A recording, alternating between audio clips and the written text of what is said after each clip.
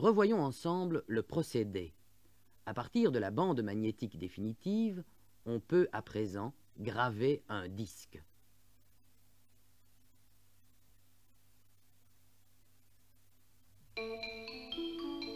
La gravure ne se fait plus dans la cire, mais dans une matière plastique grâce à un burin chauffant.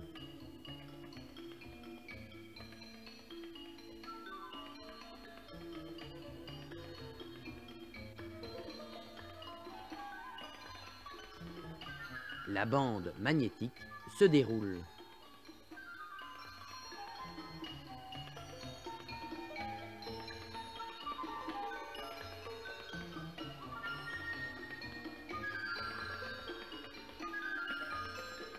Et le disque est gravé. On appelle ce disque un modèle. Afin de s'assurer de la qualité de la gravure, le modèle est examiné au microscope.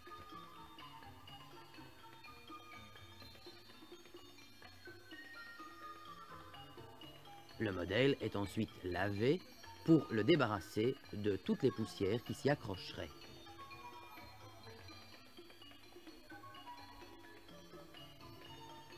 On couvre le modèle d'une fine pellicule d'argent.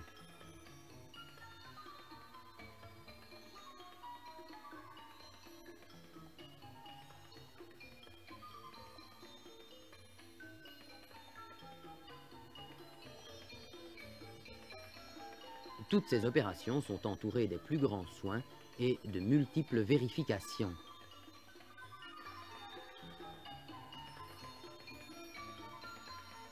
Cette couche très fine est solidifiée et rendue plus épaisse par passage dans un bain. Enfin, on détache le modèle en plastique, il reste alors une matrice métallique qui va servir à imprimer des milliers de disques. On place la matrice sur une presse très puissante. Ici, nous avons une face du disque avec son étiquette. On pose une boule de chlorure de polyvinyle.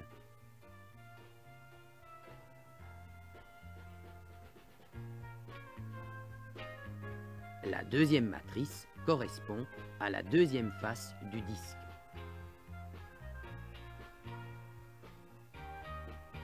Enfin, le moule se referme, écrasant la boulette et obligeant la matière à épouser la moindre forme des sillons. Lorsque la presse s'ouvre, il suffit de retirer le disque et de le découper exactement à son diamètre définitif. Revoyons plus rapidement les opérations car n'oubliez pas que toutes ces opérations sont exécutées en moins de 30 secondes. Cette machine exerce une pression de plus de 60 tonnes.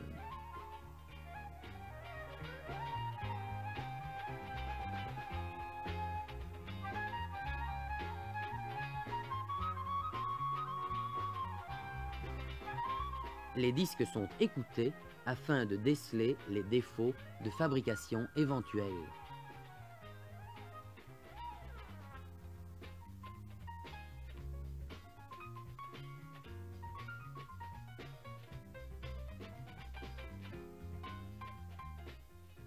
Puis, ils sont emballés avec soin et envoyés chez le disquaire de votre quartier.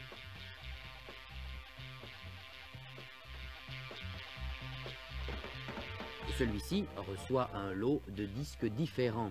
Il faut donc les classer avant de les placer dans les rayons où vous allez les chercher.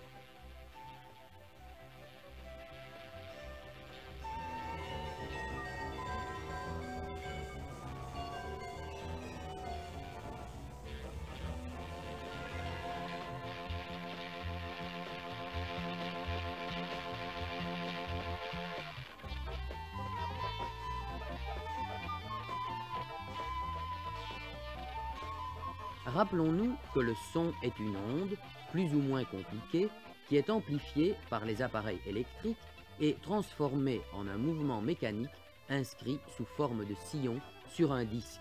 Donc, en écoutant cette musique, nous faisons en sens inverse le même chemin.